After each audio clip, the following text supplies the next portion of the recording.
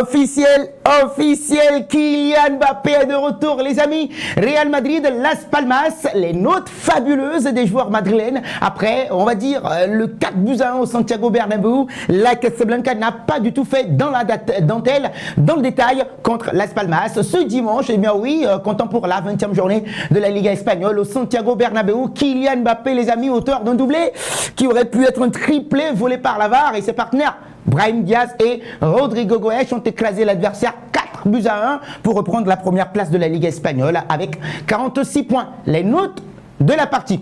Thibaut Courtois, 6 sur 10, puisqu'il a été cueilli à froid en début de partie par le but de Fabio Silva à 28 secondes du coup d'envoi. Et donc le gardien madrilène n'a plus été inquiété depuis voilà, jusqu'à la fin de la partie, avec la révolte de ses partenaires qui ont réalisé un match très correct dans l'ensemble. Thibaut Courtois n'a absolument rien eu à faire, donc c'était un match tranquille, rien de concret à retenir pour le portier belge qui peut retourner en sélection nationale, enfin s'il le souhaite et s'il est appelé justement par le nouveau sélectionneur, puisque Domenico Tedesco a été limogé. Antonio Rudiger, s'il vous plaît, 6,5 pour le rock allemand. Match correct pour le rock de la défense madrilène, outre l'action sur le but de Las Palmas, hein, où il n'a pas réussi à intercepter le centre de Sandro, l'ancien du Barça. Antonio Rudiger a réalisé un très bon match dans son ensemble jusqu'à sa sortie en toute fin de partie pour laisser place au revenant, s'il vous plaît, David Alaba, qui rejoue enfin au football. C'était un bonheur de le retrouver. Raúl Asensio, 6,5 sur 10 pour le bonhomme. Encore un bon match pour le jeune espagnol,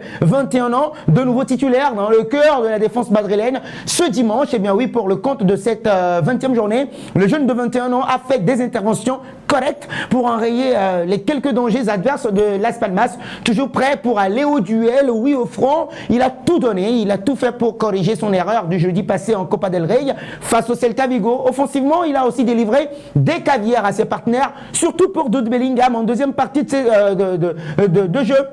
Donc c'est bien parti pour le crack espagnol qui postule directement pour une place de titulaire en Ligue des Champions mercredi prochain contre le RB Salzbourg. Nous passons maintenant à Fran Garcia, 6,5 sur 10 également. Là aussi, match correct dans l'ensemble pour le latéral gauche espagnol qui a été suppléé ou bien qui remplace Ferland Mendy pour sa deuxième titularisation après la Copa del Rey jeudi dernier. Fran Garcia a encore prouvé, montré de bonnes choses et justement très peu mis en difficulté défensivement. La faute aussi à un adversaire d'un calibre un peu moindre, outre son absence lors du centre de la 26e seconde qui a fini dans les buts. Et donc oui, il faut reconnaître que le joueur de 25 ans a rendu une copie correcte. Comme d'habitude, Fran Garcia a énormément apporté offensivement avec ses montées incessantes. Vous nous en direz un peu plus si vous êtes d'accord avec les notes ou pas dans les commentaires. Lucas Vazquez, 6 sur 10, qui a essayé aussi de corriger. S'il faut évoquer l'aspect défensif pour Lucas Vazquez, c'était encore insuffisant, encore un peu.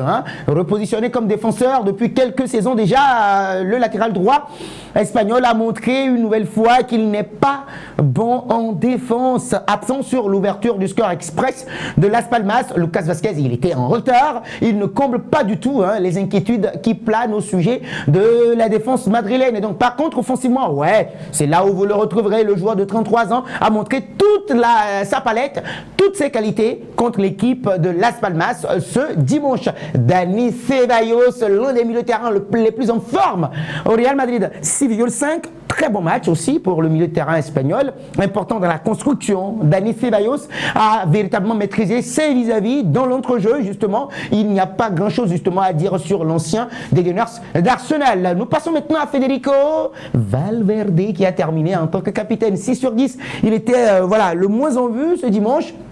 Sans doute épuisé aussi par l'enchaînement des rencontres, mais Federico Valverde ne s'est pas montré aussi, voilà, comme d'habitude, même s'il a marqué un but qui a été refusé pour position d'hors-jeu de Lucas Vazquez, et donc il était un peu plus bas sur la pelouse, mais le milieu de terrain s'est contenté de jouer voilà, de petits rôles pour combler le vide et faire le surnombre aussi par moment. On n'en tiendra pas trop rigueur quand même au taulier de Carlo Ancelotti qui a toujours répondu présent. Nous passons maintenant à Jude Bellingham, il aura une note de 7 sur 10 selon notre rédaction. Très bon match aussi pour le milieu de terrain international anglais, comme toujours, présent sur tous les fronts, partout sur le terrain. Bellingham a tout fait pour aider ses partenaires sur la pelouse et donc on va dire que tout va bien pour lui.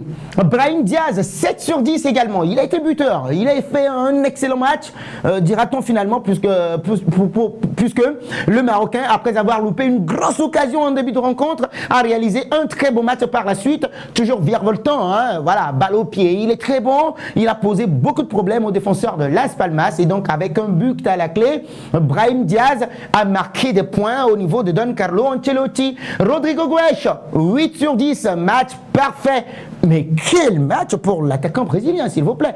Il est en feu depuis le début de la partie. Hein. Voilà, Rodrigo a fait la misère aux joueurs de Las Palmas avec un dribble déroutant qui a conduit justement au pénalty menant à l'égalisation de Kylian Mbappé. Le joueur de 24 ans a fait très mal aux défenseurs de Las Palmas et donc son but vient embellir son excellent match ce dimanche après-midi.